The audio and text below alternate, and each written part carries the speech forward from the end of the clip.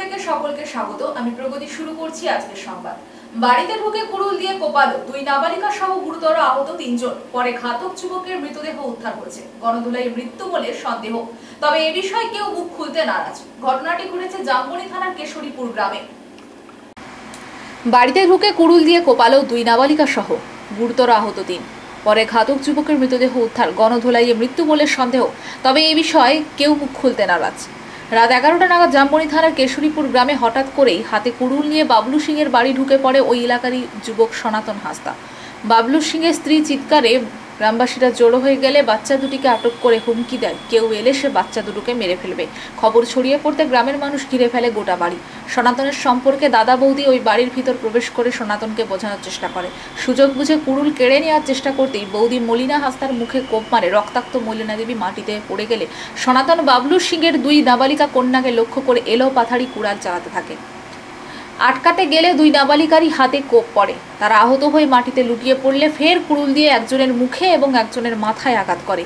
এরপর আর গ্রামবাসীরা ধৈর্য রাখতে পারেনি, ঝাঁপিয়ে পড়ে নিরস্ত্র করে সনাতনকে মারধর করা হয়। গ্রামের লোকরাই গুরুতর আহত তিনজনকে প্রথমে চিল্কিগড়, তারপর ঝাড়গ্রাম মেডিকেল কলেজে স্থানান্তর করে। ঘটনাস্থলে পৌঁছায় জামবনি থানার বিশাল পুলিশ বাহিনী। পুলিশ সনাতনকে উদ্ধার করে তাকে হাসপাতালে আনলে তাকে মৃত বলে ঘোষণা করে। আজ কিশোরীপুরে এলাকা থমথমে। কিভাবে সনাতনের মৃত্যু হয়েছে কেউ জানে না। কোনো রকমে কয়েকজন গতকালের ঘটনার কথা বললেও এড়িয়ে যেতেই বেশি স্বাচ্ছন্দ্য। পুলিশ তদন্ত শুরু করলেও মূল অভিযুক্ত যেহেতু মৃত্যু হয়েছে তাই এখনো কাউকে গ্রেপ্তার করেনি।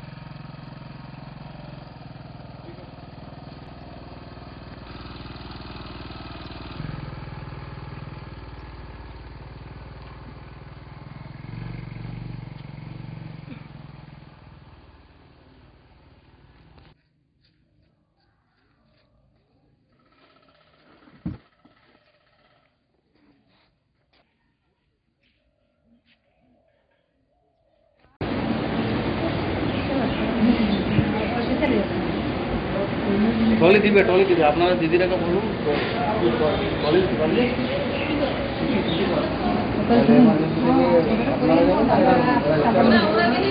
শোনো, আপনারা একদম আমি হেলমেট রাখুন। অনেকদিন দেখেছেন, লোকটা কি মানসিক ভারসাম্য বা ওই পাড়ার দিকে আমার বহুত কম যায়। আচ্ছা, দেখি আসা যাওয়া করে রাস্তায়, তো আমাদের রাস্তা নাই, ওদের রাস্তায় দেখি, দূরের থেকে দেখি। ওদের ঘরে কি করে জানবে, ওদের বাড়ির লোককে জিজ্ঞেস করলে জানতে পারবে। এটা কটা নাগাদ হয়েছে? ওটার দিকে হ্যাঁ, 9টা 9:30 হবে না, আচ্ছা তখন তো আর দেখিনি, তাই একটু বলতে আর কি। আচ্ছা। তারপর ওই লোকটাকে কি মারধর করা হয়েছিল? জানি আমি তো আমার বাচ্চাকে দুটো লোককে ওরকম মারেছে, রক্তপাত গোটায়। তখন গ্রামের লোক দাঁড়িয়ে করে মোটরসাইকেল চিল্কিগড় পৌঁছেছে। আচ্ছা, চিল্কিগড় থেকে অ্যাম্বুলেন্সে ঝাড়া দাম। এটা কোন মেয়ে, বড় মেয়ে না ছোট? কি নাম? রবি সিং। এর কোথায় লেগেছে? আর এখানে লাগিয়েছে, পুরো এমন লাগিয়েছে একদম বাইরে হয়েছে ভেতর দিকে। হ্যাঁ, আর বিয়ার লাগিয়েছে মাথায়, আর আরও এখানে লাগিয়েছে, চলে গেছে। হ্যাঁ, আর বেশি লাগিয়েছে। হাত তো কি ভেঙে গেছে? তখন অত তো দেখিনি, হাত থেকে তো ভাঙেনি, হাতে লাগিয়েছে, আটকা থেকে ছিল তো হাতে লাগিয়েছে জোরে। তখন রক্তপাতে কোথায় দেখবো যে কোথায় লাগেছে, কোথায় যা দেখেছে ডাক্তারবাবু দেখেছে। ঠিক। পুলিশকে জানিয়েছেন পুরো বিষয়টা? পুলিশ তো আসছিল রাতে আসছেন, ডায়েরি করেছেন? আপনার নাম কি বললেন একবার বলুন? ঝুমা সিং। আর যে করেছে ঘটনাটা তার নাম কি? রাহুল। রাহুল কি? ওটা ওনার কানে কিছু নেই, আদিবাসী ওরা, তো টাইটেল আমি জানি নাকি, জানি আদিবাসী। কি নাম আপনার? জিতেন হাসদা। এই জায়গাটার নাম কিশোরপুর। গতকাল রাত্রে কি ঘটেছে? ঘটনাটা স্যার ঠিক আমরাও বলতে পারছি না, কিন্তু রাত্রের অবস্থা যেখানে ঘুমিয়েছিল এরাও, যাদের পরিবারে প্রথম ইয়েটা হয়, গন্ডগোলটা কি হয়েছে প্রথম থেকে শেষ পর্যন্ত সেটা আমরা বলতে পারবো না। আপনি কতটা জানেন? আমি জানি যখন এই প্রথম ভাইয়ের বউটাকে মারা হয় তখন আমাকে ফোন দেয়, আমার ভাইও ফোন করে না, গ্রামেরই একজন বাগাল ছেনাটা আমাকে ফোন করে যে দাদা আসো তাড়াতাড়ি নিমাইয়ের বাড়িতে, তার ঘরে এমার্জেন্সি দরকার। সেটা আর কিছু বলছে না, যে কি হয়েছে না হয়েছে সেটা আমাকে কিছু বলে না। আমি বলছি কি ব্যাপার, তখন হচ্ছে আসো তুমি তাড়াতাড়ি। তখন আমি আর আমার স্ত্রী দুজনে আসিছি, আসি করে দেখছি এইখানটা এই জায়গাটাকে যখন পৌঁছই আমরা রাত্রে, তখন যখন এখানে পৌঁছই তখন দেখছি লাইট একজন এদিকে আমাদের দিকে টিপছে টর্চ লাইট, আর আমরা টর্চ লাইট টিপে যাচ্ছি। তখন ওরা লাইটের দ্বারাই আমরাকে ইশারা করছে, যে তারা বলছে যে আমি বুঝতে পারছি যে তারা বলছে তাড়াতাড়ি আসো। তখন আমরা তাড়াতাড়ি ছুটে যাই, দিয়ে কি দেখলাম? দেখলাম যে আমার ভাইয়ের অবস্থা, ভাইয়ের বউয়ের অবস্থা একটু খারাপই আছে।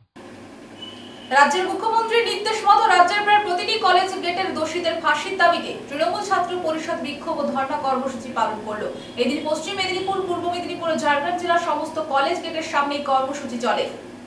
অবিলম্বে বিচার চাই, ফাঁসি চাই, বিচার চাই, ফাঁসি চাই। We want justice, we want justice, we want justice, we want justice. বন্দে মাতরম, বন্দে মাতরম, বাংলার অগ্নিকন্যা মমতা ব্যানার্জি জিন্দাবাদ, জিন্দাবাদ।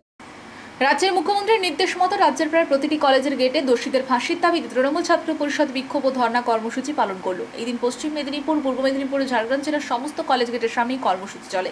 উল্লেখ থাকে 28শে আগস্ট তৃণমূল ছাত্র পরিষদের প্রতিষ্ঠা দিবসে বক্তব্য রাখতে গিয়ে দলনেত্রী নানা কর্মসূচি ঘোষণা করেছিলেন।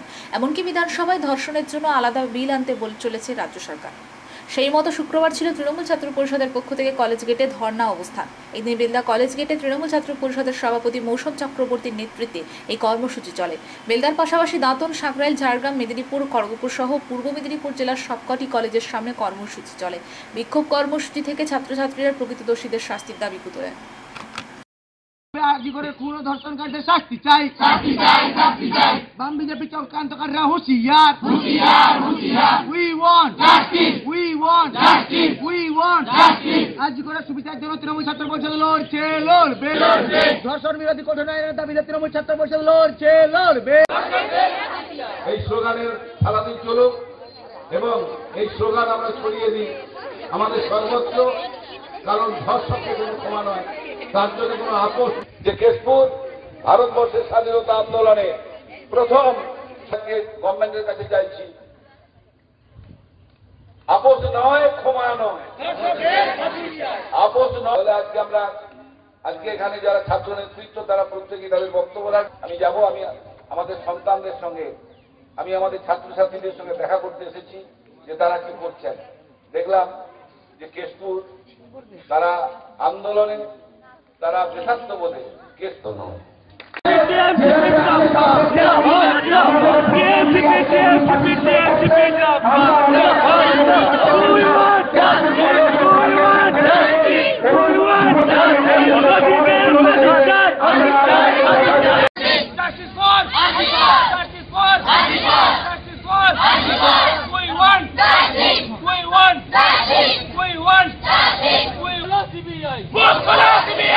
আমাদের একটাই জাস্টিস ফর আরজি কর, অকল্পধন আরজি করে রসুন নিধন, দিলে তোমার দোষীর যেন হয় না ক্ষমা, হয় না ক্ষমা, হয় না ক্ষমা। আজকে 21 দিন হয়ে গেল আরজি করের ঘটনা, এখনো সিবিআই দোষীদেরকে অ্যারেস্ট করতে পারেনি। তার প্রতিবাদে আমাদের এই আজকে ধর্ণা মিছিল। এই ধর্ণা আমরা বসছি যাতে অরিজিনাল আরজি করের যে ঘটনায় আমাদের দিদি বা বোন যে ঘটনাটা ঘটেছে আমার দিদিদের সাথে, যাতে পুনরাবৃত্তি না হয় এই ঘটনার। আমরা চাই দোষীর, আজ 21 দিন হয়ে গেল সিবিআই এখনো তাদের দোষীকে অ্যারেস্টও করতে পারেনি, ফাঁসিও দিতে পারেনি। আমরা অবিলম্বে দোষীর ফাঁসি চাইছি। যদি দোষীরা শাস্তি না পায় বা ফাঁসি না হয়, তার এর পরবর্তীকালে তৃণমূল ছাত্র পরিষদ বৃহত্তর আন্দোলনে নামছে। আপনার নামটা? মৌসুম চক্রবর্তী। আরজিকর কাণ্ডের প্রতিবাদে এবং দোষীদের ফাঁসির দাবিতে তৃণমূল ছাত্র পরিষদের উদ্যোগে সারা রাজ্য জুড়ে সংগঠিত হচ্ছে প্রতিবাদী আন্দোলন ও মিছিল। সেই মতো পূর্ব মেদিনীপুর জেলার তমলুক সহ তৃণমূল ছাত্র পরিষদ ও তমলুক কলেজ তৃণমূল ছাত্র পরিষদ ইউনিটের উদ্যোগে আয়োজিত হয় প্রতিবাদী মিছিল ও সভা। আরজিকর কাণ্ডের প্রতিবাদে এবং দোষীদের ফাঁসির দাবিতে তৃণমূল ছাত্র পরিষদের উদ্যোগে সারা রাজ্য জুড়ে সংগঠিত হচ্ছে প্রতিবাদী আন্দোলন ও মিছিল। সেই মতো পূর্ব মেদিনীপুর জেলার তমলুক সহ তৃণমূল ছাত্র পরিষদ ও তমলুক কলেজ তৃণমূল ছাত্র পরিষদ ইউনিটের উদ্যোগে আয়োজিত হয় প্রতিবাদী মিছিল ও সভা। এই আন্দোলনের মূল আওয়াজ ছিল সিবিআইকে চেপে ধর, জাস্টিস ফর আরজিকর। উপস্থিত ছিলেন তমলুকের বিধায়ক সৌমেন মহাপাত্র, তাম্রলিপ্ত পৌরসভার চেয়ারম্যান, ভাইস চেয়ারম্যান সহ একাধিক কাউন্সিলর ও তমলুক সহ তৃণমূল কংগ্রেসের সভাপতি চঞ্চল খাড়া এবং তৃণমূলের ছাত্র নেতৃত্ব, কলেজের ছাত্রছাত্রীরা। এদিন কলেজের ছাত্রছাত্রীরা কলেজ গেটে জড়ো হয়ে আরজিকর কাণ্ডের প্রতিবাদে মিছিল শুরু করে। সারা রাত জুড়ে কলেজের ছাত্রছাত্রীরা আজ নেমেছে পথে। দোষীদের ফাঁসির দাবিতে প্রতিবাদের ঝড় উঠেছে ছাত্রছাত্রীদের। সেই ছাত্র সমাবেশ থেকে তিনি আমাদের কর্মসূচি দিয়েছিলেন যে আজকে প্রত্যেকটা জায়গায় কলেজের গেটে গেটে আমরা আমাদের দাবি জানাবো যে আমাদের আরজিকর মেডিকেল কলেজের মহিলা ডাক্তারকে নৃশংস ধর্ষণ সহ খুনের যে ঘটনা, সেই ঘটনা দোষী শাস্তি চাই। তার জন্য আমরা সিবিআই এর কাছে আবেদন জানাবো, সিবিআই এর কাছে আন্দোলন করবো যাতে তাড়াতাড়ি সেই দর্শক বা দোষী শাস্তি পায়। আজকের এই আমাদের বলার নেই। আজকে আমাদের সর্বভারতীয় তৃণমূল কংগ্রেসের নেত্রী মমতা বন্দ্যোপাধ্যায় 28শে আগস্ট তৃণমূল ছাত্র পরিষদের প্রতিষ্ঠা দিবসের বিশাল সমাবেশ থেকে তিনি ঘোষণা করেছেন যে আমাদের একটাই দাবি, দোষী বা দোষীরা যারা তাদেরকে তাড়াতাড়ি চিহ্নিতকরণ করে তাদের ফাঁসি দেওয়া হোক। কারণ সমাজের অবক্ষয়ের জন্য যারা দায়ী তাদেরকে যদি দৃষ্টান্তমূলক শাস্তি না দেওয়া হয় তাহলে সমাজের বার্তা ভুল বার্তা যাবে, এই সমাজের অবক্ষয়কে দূর করা যাবে না। আমাদের প্রধান সেনাপতি, সাংসদ এবং তিনি জাতীয় সাধারণ সম্পাদক সর্বভারতীয় তৃণমূল কংগ্রেসের অভিষেক বন্দ্যোপাধ্যায়ও বলেছেন যে প্রয়োজন যদি হয় আমরা কেন্দ্রের কাছে যাব, কেন্দ্রীয় সরকারের কাছে যাব, সেখানে গিয়ে আমরা ধর্ণা অবস্থান এর মাধ্যমে আমরা আমাদের কথা বলবো। কেন্দ্রীয় সরকার যেহেতু তাদেরই পরিচালিত সিবিআই, তারা দায়িত্ব নিয়েছেন এর বিচার হোক, এর দোষীকে খুঁজে বের করার দায়িত্ব নিয়েছেন, সেটা অতি তাড়াতাড়ি হোক এবং 10 দিনের মধ্যে হোক, এটাই আমাদের দাবি। ওড়িশা থেকে প্রতিনিয়ত গাঁজা পাচার হচ্ছে এই রাজ্যে, কখনো সড়ক পথে আবার কখনো রেল পথে। প্রতিনিয়ত গোপনে পাচার হচ্ছে মাদক দ্রব্য। শুক্রবার গোপন সূত্রে খবর পেয়ে বেলদা স্টেশনের রেল পুলিশ 3 যুবককে গ্রেফতার করলো ভদ্রক হাওড়া বাঘাযতীন এক্সপ্রেস থেকে। তাদের কাছ থেকে উদ্ধার হয়েছে 19 কেজি গাঁজা।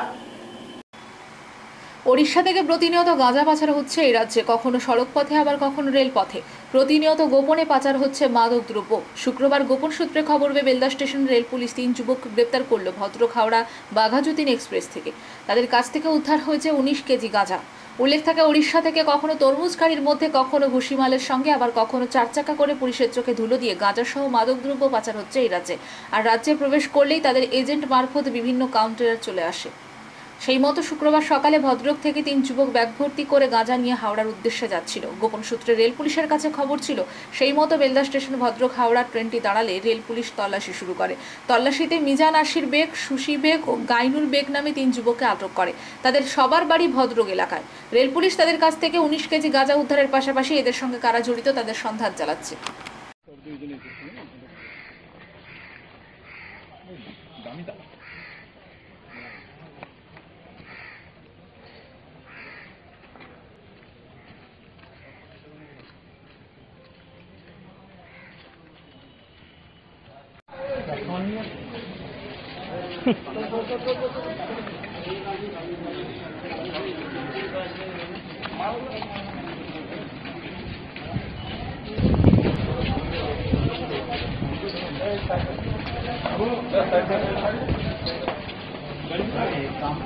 ঠিক আছে, ঠিক।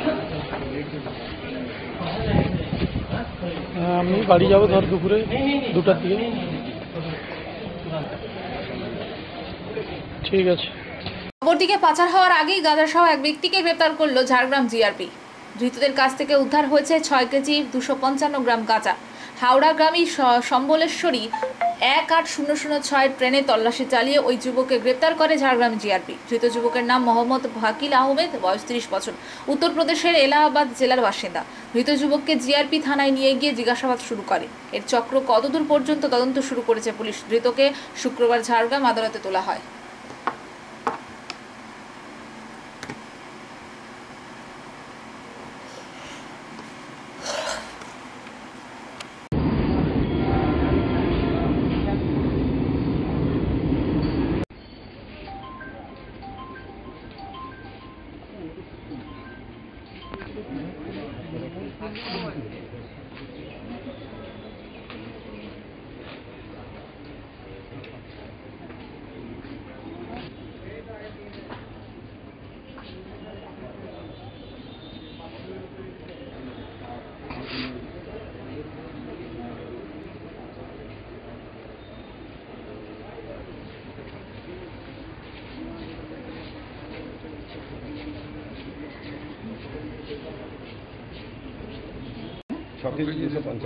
আলাদা রাফেল অ্যাপও না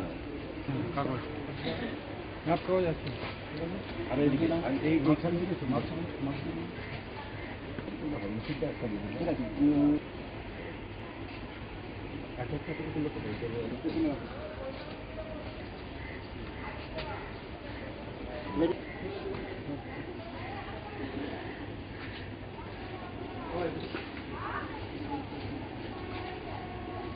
ভালো জায়গা দেবো।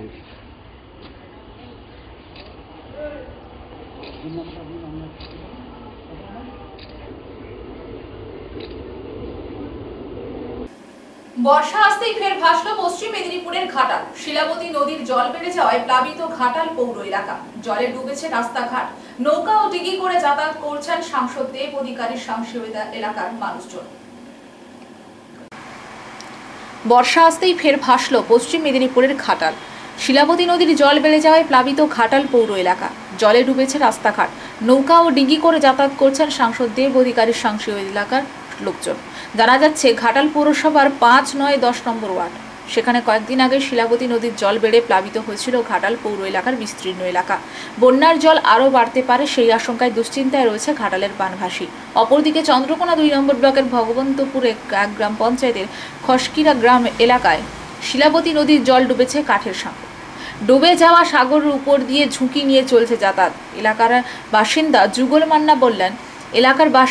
মান্না বলেন দীর্ঘদিন ধরেই এই অবস্থা চলছে। একটু বৃষ্টিতেই চলাচলের পথ বন্ধ হয়ে যায়। এই ব্রিজ ডুবে যায় বলে পারাপার করতে পারছি না। শরীর খারাপ হলে কেউ যে হাসপাতালে যাবে তাও পারছি না। এই ব্রিজ দিয়ে বহু মানুষ যাতায়াত করেন, তবে ডুবে গিয়েছে বলে জলবন্দী হয়ে বাড়িতে বসে আছি।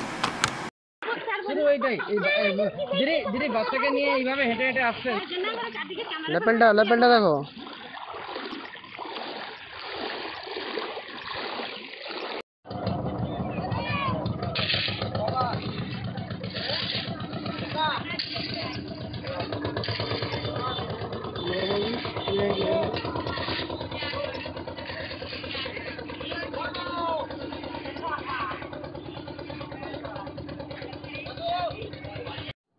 বিগত কয়েকদিন ধরে বাঁকুড়া, পুরুলিয়ার বিভিন্ন অংশে বৃষ্টিপাত হয়েছে।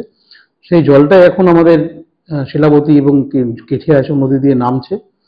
তার ফলে কিছুটা জলস্তর বেড়েছিল। বিগত 2 দিন একটু জলস্তর বাড়ছিল, আজ থেকে আবার জলস্তর কমতে শুরু করেছে। আমরা যদি এখন দেখি এখনকার যে সিচুয়েশন আছে, সেটা শিলাবতী নদীর 2টি পয়েন্টে আমাদের মাপ নেওয়ার ব্যবস্থা আছে, বাঁকা এবং গাদঘাট। বাঁকাতে পিডিএল অর্থাৎ প্রিলিমিনারি ডেঞ্জার লেভেল আছে 14.47 মিটার। এখন বর্তমানে সেখানে জলস্তর 13.5 মিটার, অর্থাৎ পিডিএল এর অনেকটা নিচে। গাদিঘাট পয়েন্টেও জলস্তর পিডিএল আছে 8.38 মিটার, এখন বর্তমানে 7.41, যেটা অনেকটা নিচে আছে। এবং আরো প্রতি ঘন্টায় ঘন্টায় জলের স্তর কমছে, তার রিপোর্ট আমাদের কাছে রয়েছে।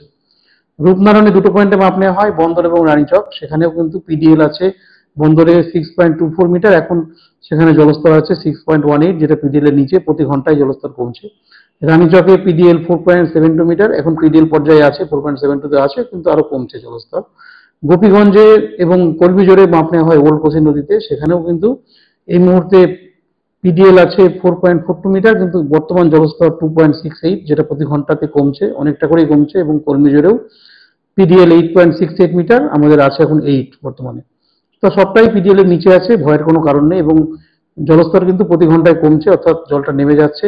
নতুন করে দুর্যোগের আমাদের কোনো সেরকম আশঙ্কা নেই এই মুহূর্তে বৃষ্টিপাতের। এবছরে এখনো পর্যন্ত বৃষ্টিপাত হয়েছে 1372 মিলিমিটার, যেটা স্বাভাবিকই আছে, খুব অতিবৃষ্টি হয়নি। এখনো পর্যন্ত বন্যার কোনো আশঙ্কা নেই, সবাই সাবধানে থাকবেন। যে জায়গায় জল জমেছে সেখানে সাপের উপদ্রব হতে পারে, সাপের থেকে সাবধান, এবং সাপে কামড়ালে অবশ্যই হসপিটালে নিয়ে যাবেন।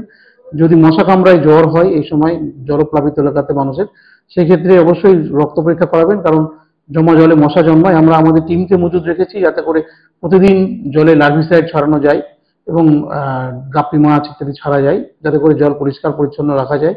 তার উপর আমরা জোর দিয়েছি, আমাদের টিম কাজ করছে মিউনিসিপ্যালিটি এবং ব্লক লেভেলে। পরিস্থিতি আয়ত্তের মধ্যে আছে, সবাই সাবধানে থাকবেন। যদি কোনো রকম প্রয়োজন পড়ে আমাদের কন্ট্রোল রুম খোলা আছে, আমার নাম্বার সবার কাছে আছে, আমাকেও ফোন করতে পারেন। যে কোনো পরিস্থিতিতে আমাদের সিভিল ডিফেন্স টিম মজুদ আছে, পুলিশ প্রশাসন মজুদ আছে, বিডিও সাহেবরা মজুদ আছে, সবাই আমরা হেল্প করবো সমস্ত ব্যাপারে। মহিলাদের ওপর অত্যাচার বাড়ছে কর্মক্ষেত্র থেকে পড়ার ক্ষেত্রেও, তাই প্রয়োজন আত্মরক্ষার কৌশল শেখা। কেশিয়াড়িতে বিদ্যালয়ের ছাত্রীদের আত্মরক্ষার কৌশল শেখানো হলো শুক্রবার। মহিলাদের ওপর অত্যাচার বাড়ছে কর্মক্ষেত্র থেকে পড়ার ক্ষেত্রেও, তাই প্রয়োজন আত্মরক্ষার কৌশল শেখা। কেশিয়াড়িতে বিদ্যালয়ের ছাত্রীদের আত্মরক্ষার কৌশল শেখানো হলো শুক্রবার। এদিন কেশিয়াড়ির কন্যা বিদ্যাপীঠের পড়ুয়াদের নিয়ে হাতে নাতে আত্মরক্ষার কৌশল শেখানোর কর্মশালা করেছিল কেশিয়াড়ির স্মাইল ফাউন্ডেশন নামে একটি স্বেচ্ছাসেবী সংস্থা। একজন প্রশিক্ষক ছাত্রীদের আত্মরক্ষার বিভিন্ন কৌশলের শিক্ষা দেন। সমস্যায় পড়লে বা কেউ আক্রমণ করলে আত্মরক্ষার কোনো পদ্ধতি অবলম্বন করতে হবে তা শেখানো হয়। বিদ্যালয়ের ছাত্রীরা সেসব কৌশল শিখেছে এই দিন। 19 4 5 6 7 8 1 2 3 4 5 বডিতে দিয়েছি, আমার মাথায় রাখতে হবে, আমি ওকে সরাবো।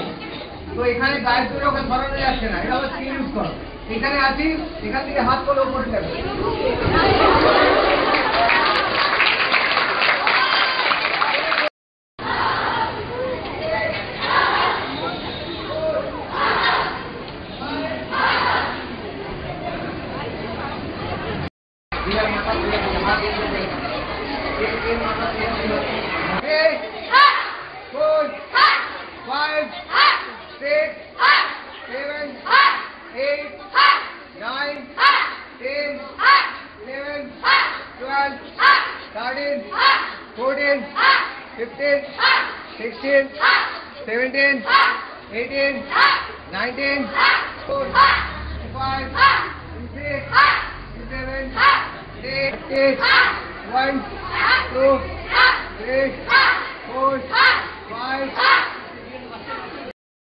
দাঁতন 2 নম্বর ব্লকের পুয়া গ্রামে নারী সুরক্ষা কমিটির উদ্যোগে বিকেল 3টের সময় প্রায় 200 জন নারী ও শতাধিক পুরুষ এবং ছেলে মেয়েদের নিয়ে গোটা গ্রাম এবং বাজার পরিক্রমা করে।